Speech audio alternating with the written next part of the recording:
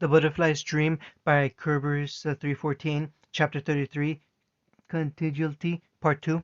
He sat between excitement and terror, the prospect of facing the falls of truth, looming high in the mind like a full moon, beautiful and terrible all at the same time. Given several days' advance notice, he tried readying himself for whatever might lay in wait for him there, although even if he had been told at the start of their journey to Turtle Island, he doubted he would be any more prepared. As it was, the shinobi of Kumigakari were very tight-lipped about the entire ordeal, not daring to hardly mention it until the mobile training ground could be spotted on the horizon.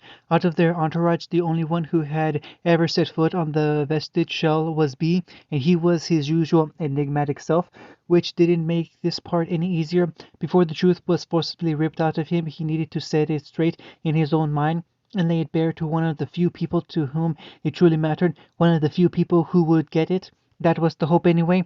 Sitting across from him, legs crossed and an unreadable look on his rugged face, B remained silent after the tale had come to its inconclusive end. Not all that much different from Glinda, he mused, just separated by little things like looks, gender, occupation, and cosmos.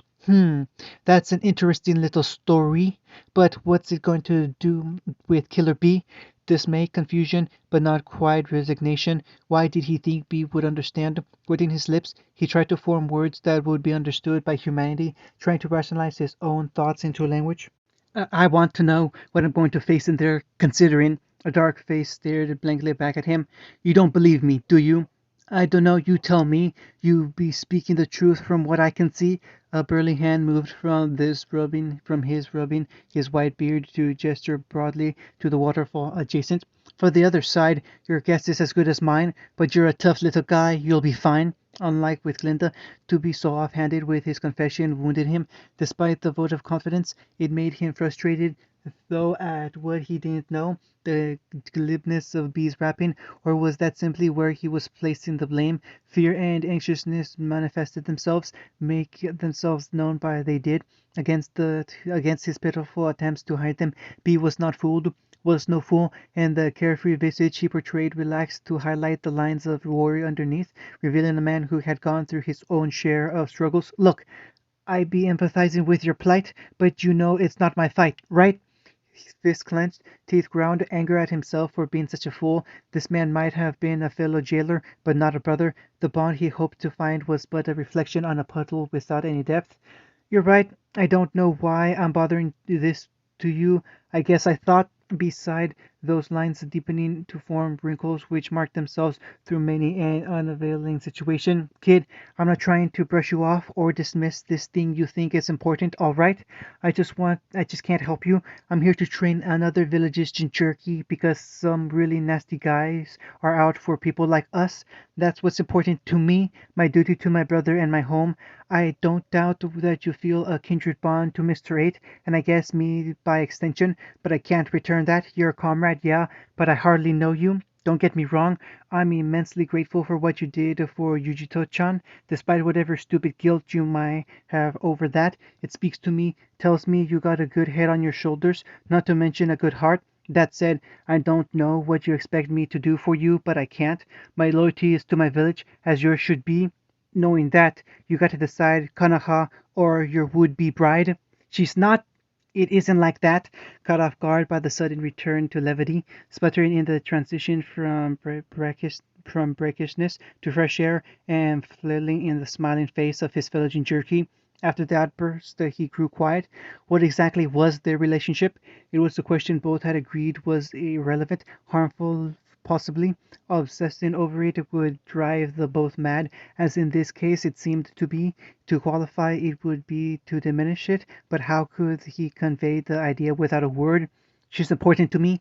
Voice hardly above a whisper, hardly above that roaring water in the background. I can't claim anymore that she's all I have, but in many ways she's all I care about. Even as we become different people, I still feel like she's a part of me, something I can't ignore. I know I have a duty to my village, to my friends, one that I would never go back on. At the same time, I have to see her. I have to go I have to go there. The same type of bad people as here are causing trouble in her world, and I'm worried. Maybe I shouldn't be, but I am. It's selfish, I understand that, but can't I be selfish just for once? I've endured so much, and I'd give up my life 1,000 times over, but never hers. There was a heavy breath which signaled the slumping of shoulders, lowering of expectations. Again, I don't know what you expect from me. I'm a fighter. I don't know hardly anything about seals and nothing about this whole parallel universe crap. Maybe Hachibi knows something, but then what? Do you think I can just let you leave while you're supposed to be under my care? Bro would have my ass in a heartbeat. It would make last time look like a pillow fight. Be shuddered at the thought. For Naruto though, it gave him idea. But if I weren't here, Madara would never be able to find me. I don't like hiding, but would come back and have plenty of time away to train to kick his ass. The deep hum from the other man excited hope in the young shinobi. I'm beginning to think it's a possibility, but what's in it for Killer B? You could come with? Mildly surprised by the energetic declaration behind his sunglasses, B blinked before sitting down and seemed to ponder this.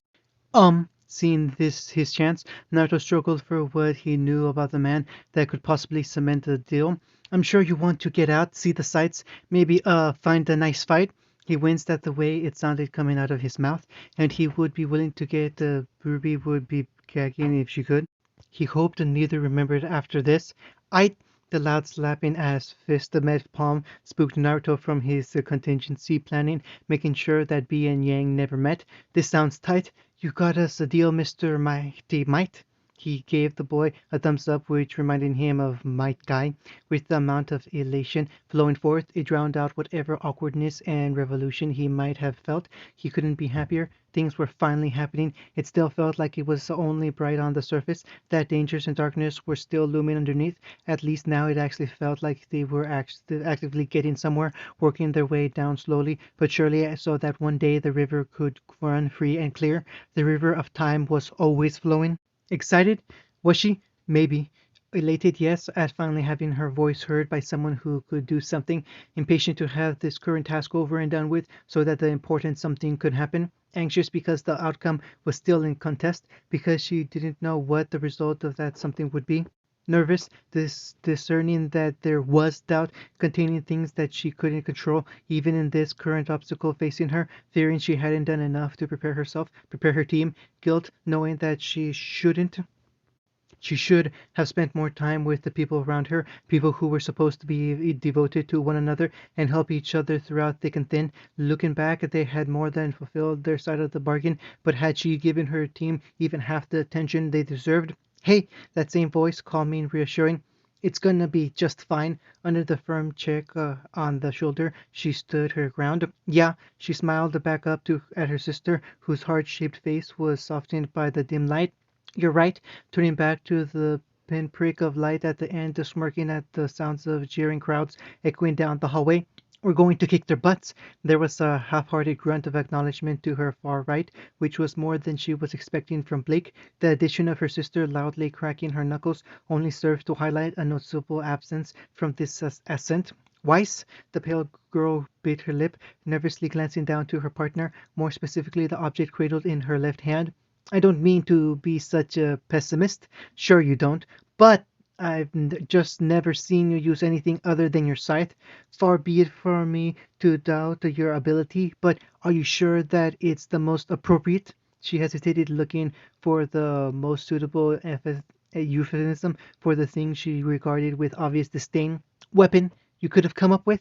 A borderline manic grin was her answer, forcing Weiss to take a step back, breath, and remind herself just now how little she truly knew her leader. It's a Kabuto Wari. Leaning over in a surprising show of vocalism, Blake scrunched her nose as she appraised the weapon with a second glance. I think, or maybe Tekken, I forget the difference, and no doubt wondering if the monstrosity could even be considered either. Yes, lessening her grin with a nod, Ruby affirmed the educated yes. So, Blake cocked an eyebrow, shifting between the weapon and the wielder. Which is it? Yes, there were three collective sighs and one disturbing giggle. But you're right. Taking pity, Ruby turned to her partner, who blinked in surprise. It's not my first choice. I'm just holding on to it for a friend. Strangeness was accustomed by now, and was what Ruby expected to see as her partner's answer to this declaration. Instead, she found only a crestfallen pity, which was quickly eschewed as the woman turned to stare straight ahead, a reaction which annoyed and incensed her. Whatever, a deep breath steeled her resolve, made it as hard as the curved bludgeon to her side. She would be able to show all of them soon enough. Let's do this. All right, let's have a good match. The hand extended out to her, and she took a step back in surprise, the sight of Samui shocking her. No, wait, this wasn't the Kunoichi. This was Team Burn's leader, Arslan Atlan. The golden-haired and dark-skinned woman's frown at this adamantly rude reaction was eerily similar, though, and Ruby had to force herself through the computation to correct this fox pass. Yeah, let's. Leaning in for the handshake, the woman shot an aside look to Ruby's partner, silent as if questioning, asked with her eyebrow. Ruby was a little put out when the white-haired girl shrugged in response and shook her head. Weiss then proceeded to ignore the pout of betrayal her young leader besieged her with when they backed into their starting positions. The countdown projected on nearly every vertical surface, and the loud beeping which accompanied it quickly overshadowed her grumbling, allowing the new Harris a moment of reprieve from her leader's antics, which, not that she would ever admit it, were growing to be mildly endearing. One wondered if she ever regretted not admitting it. Pride was a cheap substitute for the gratitude it would no doubt have bought. No time for a second thought, no shadow of a doubt as the stage exploded into action. Pont van die Dolk, the tip of the dagger which forced itself into the Mistral team's stomach. Ruby slammed into Arslan, banishing the familiar image in place of a heady instinct which throbbed through her veins. She hadn't have had any misgivings about her team's capabilities. They followed to their lead without hesitation, interpreting the silent commands formed by her subtle hand gestures she didn't even recall forming. A while back, an offhanded command by Blake prompted an investigation for Naruto into his village's library, where, through much grumbling and examination, they emerged with the rudimentary version of Ambu code. Painstakingly and with no small number of headaches on both ends, they translated that code across the divide, teaching themselves and Ruby's team at least the bare bone basics. Finally, it seemed to be paying off. Juniper were too familiar with their statements for them to decide whether the nonverbal command had any use. Like with her and Naruto, the two first years teams practiced side by side so much that it was near impossible to differentiate improvement. This was the litmus test that would prove the theory. Admittedly, the nameless weapon in her hands felt a tad unwieldy. Regardless, it was better than simply using her bare fist as she combated the dexterous and determined huntress who had just recovered from the killer opener. With hardly any effort, almost delicately, she was able to deflect the rope dart hurled at her. Flowing with the move, a flick of her wrist snapped the hammer back, discharging the weapon. The reamed 458 bore unleashed a scattered shot of dust like firecrackers, which blinded her opponent, allowing her to move unhindered, deliberately timed. At that same moment, Blake disappeared behind one of the many icy stalactites scattered around half the arena, skirting with obstacles. Reese Strollus expected to come up on the back of her adversary only to find an unexpectedly heavy boot planted in her face. Likewise, Arslan would flail about in her blind state, lassoing her opponent only to find that it had been a clone of the cat-like woman, who then brought to bear the blunt edge of Campbell's shroud on the back of her head. Not stopping to see if she was down for the count. Don't stop, couldn't stop that eternal flow coursing through the arena. Risa would pick herself off the ground with a few extra black lines bleeding onto her face to accompany what was already there. Her adversary standing there and looking content as a cat with a bird in its mouth. She would reach down for her armament and mode of transport only to discover it had gone AWOL. Woohoo!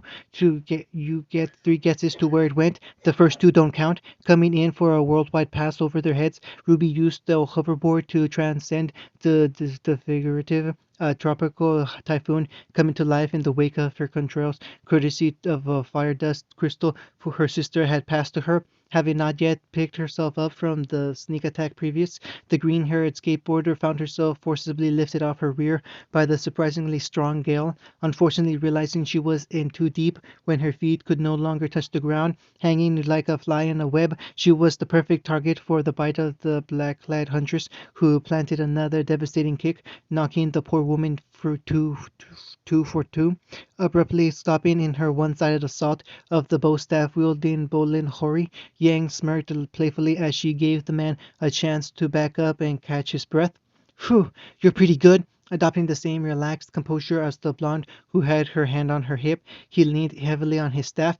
"Say, you want to grab a bite to eat after this?" Chuckling at the presumptuous of the man, Yang bestowed upon him a flirtatious wink. "Sorry, you're gonna have to do better than that if you want to pick up a girl like me. Something like this." And Basilica raised delicately in the air, cradling a flickering light in her palm like a torch which nearly blinded the saffron-robed man and forced him to look away just as the blur came and snatched the woman from the ground. "Huh?"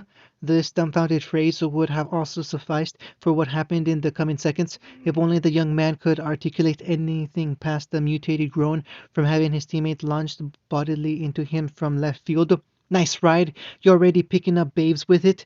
Do I have to worry about you becoming a player?" Tongue in cheek, though not literally because it would be very unwise while on a moving vehicle, Yang asked, one arm around her sister's waist, the other feeding the dust crystal into the deck of the hoverboard as the two flew the stolen ride along in a tight loop. "Nope, you're the only girl for me, Yang." Missing the discomfited blush on her sister's face, Ruby disengaged herself and leapt down towards the final Auburn member she'd yet to get her claws into. "Besides, it's not really my style. Have fun." "Sweet." Taking hold of the reins shakingly, the blonde quickly learned that it wasn't the same as her motorcycle Bumblebee.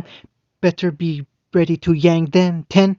Again paying little attention to her comparable outrageous sibling, Ruby flew straight at the pink-haired man whom Weiss was engaging with a lackadaisical effort. Spotting the already prepared for the airborne team captain, the composed huntress straightened herself as if under the scrutiny of some passing noble and whipped a pair of glyphs to her opponent.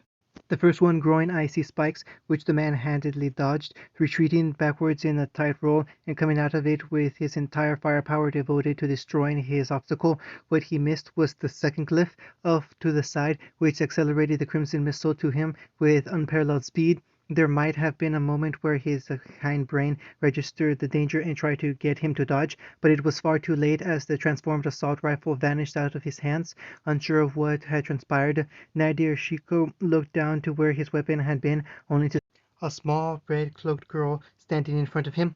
"Night, night." Hardly a tap, at least that's how it appeared from the outside as she reached up and bonked the mutated Kabutowari on that bubblegum pink head. Yet this tap clearly drained the rest of the man's meager aura, sending him to the floor in an undignified heap.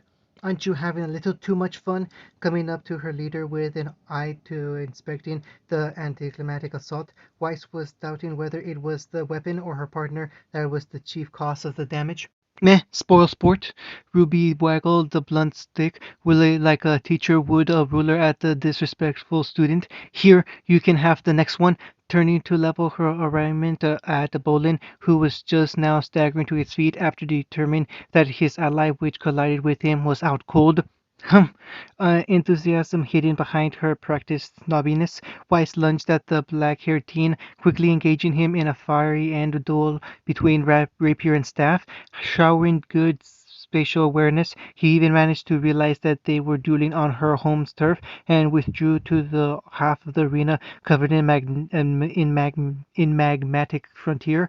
There he wasted no time in acquiring more burn dust, which he imbued with into his staff, keeping the snow-themed young woman at bay with volleys of basketball-sized flames, meeting Each of these projectiles, with her own hastily formed snowballs, she had succeeded in distracting him long enough for her to leap over the exchange on one of her glyphs, which served as a platform. By the time she saw her shadow coloring the runic lines under his feet, his lower half was already encased in ice. Before Weiss could strike the finishing blow, however, her target was stolen by a wide tethered dagger wrapping around his waist and a perfectly targeted blast, which broke his entrapment and yanked him free. Oh no, you don't! Equal and opposite in strength and color. From the other side, a black ribbon ensnared the young man and jerked him back to Team Ruby as Blake alighted next to her teammate. I had him, Weiss protested, stamping her foot childishly. Sorry, I didn't think you wanted him to run away.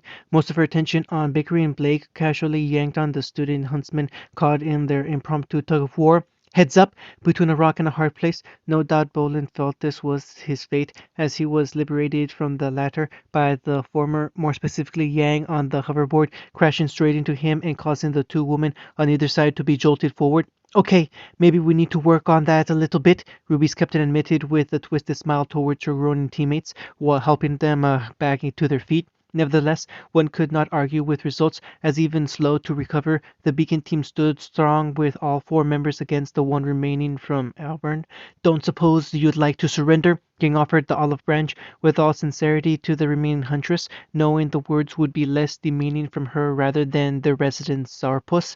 It's clear I don't stand much of a chance on my own, Arslan admitted bitterly, but you understand if I can't just go belly up in front of so many watching.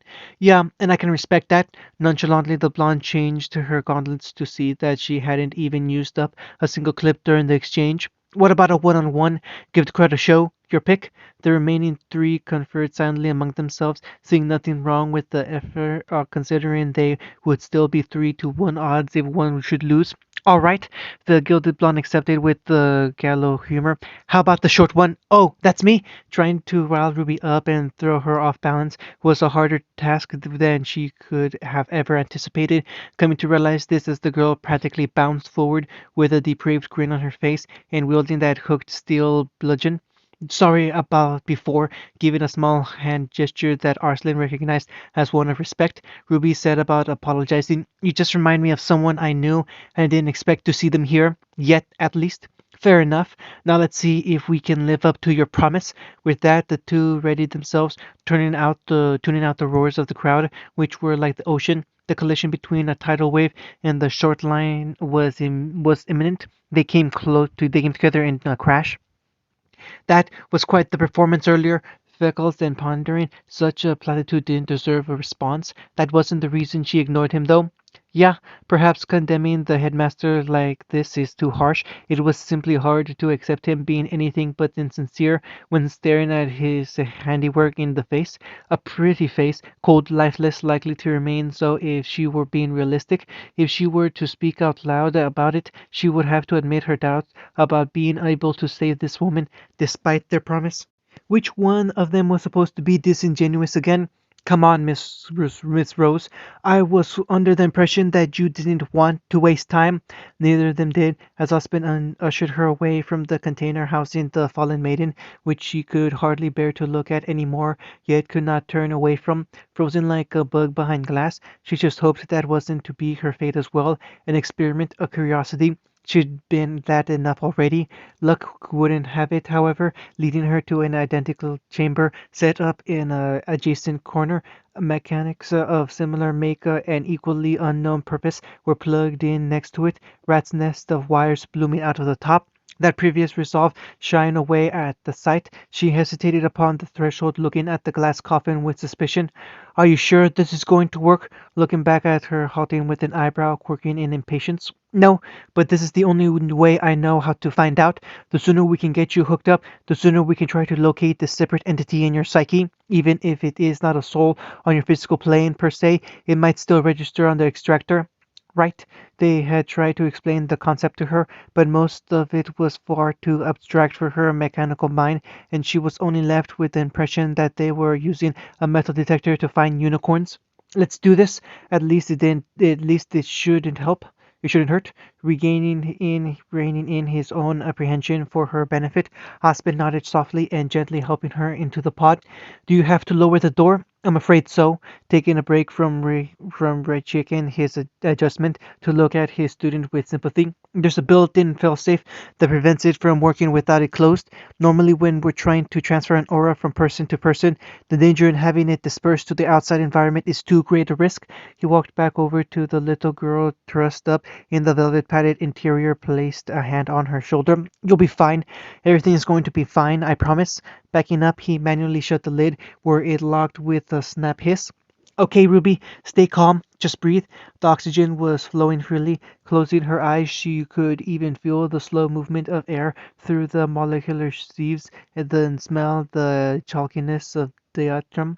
And as she focused on that and nothing else, she didn't notice the machine fire up outside with a resonant hum. She was unaware as the theoretical energy drove into her mind, probing delicately around the quantum synapses, which even then were mutating as they encountered this ethereal visitor.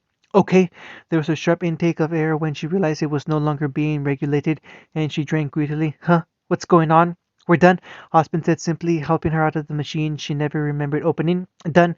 Did I fall asleep? Quite possibly. That was essentially what we wanted to happen. No?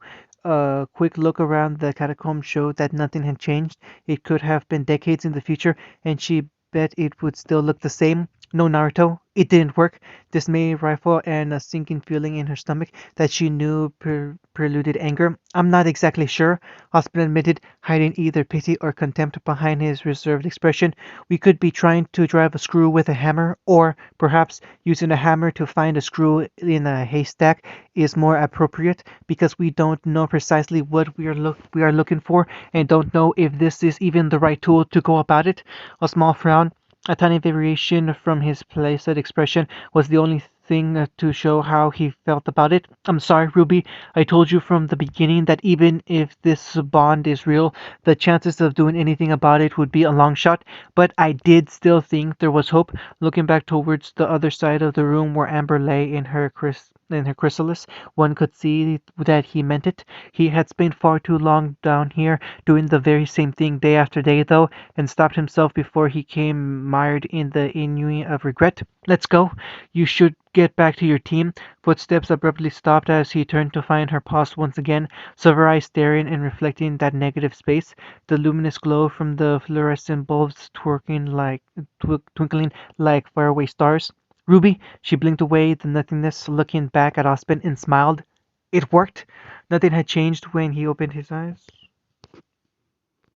Only the volume of water which continued to cascade endlessly down the weather-worn face, but still everything had changed. Slowly he stood up, careful to stretch out muscles which had been idle in the same position for hours. He imagined Ruby would be much the same after subjecting herself to the machine for another half day continuously, regretfully missing her own team in the doubtless round of the tournament. It was worth it. It would all be worth it, for he now had a direction, a trail of breadcrumbs to lead him through the woods. Austin's machine had reached out, touched him. In the hammer analogy, he had banged on the wall. Now it was time to answer back. His inner compass reset, course charted. The only thing left was the wind in his sails to carry him in this odyssey. Nearly 9 whole tails worth of chakra had been necessary the first time, and so it should be expected that a repeat of the experiment should be no different.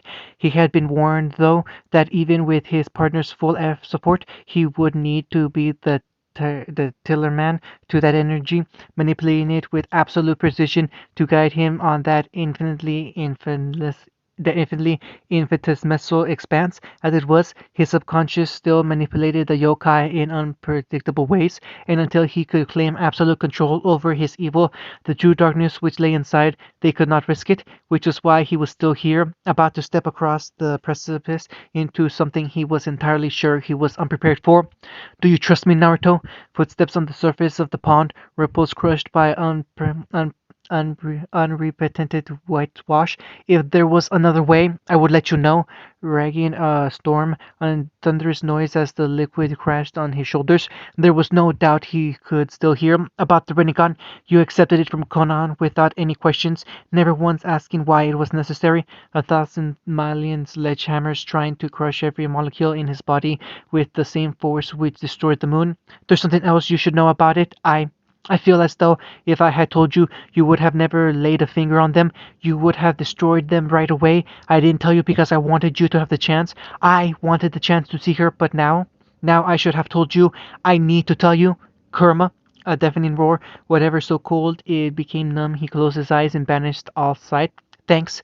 I'll see you when I get back. When he reopened his eyes, it was all the same, a different time, a different kind of nothingness, though an endless field of white occupied his eyes, a different sort of quiet, no echoes as his feet trod silently on the empty space, and anesthetized that there was not even air to prickle the raised hairs on his skin, and yet there was something standing in front of him, barefaced and prominent, unabashedly clad in a shade of orange that could have been seen for miles, and yet he hadn't noticed until now. In this task he should have been on guard, yet couldn't bring himself to be as he stared into that familiar face, which descried impish curiosity. "Who are you?" he asked before desire had even formed in his mind, startled as if it couldn't understand the question.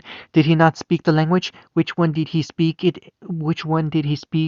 in anyway? Seriously, it was his turn to be shocked as he stared at him in obvious disbelief.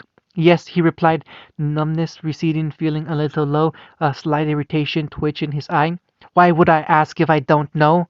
I don't know," throwing its arms up in the air, a clear expression of exasperation. "Wait, if you really don't know, then just who the heck are you? This is ridiculous."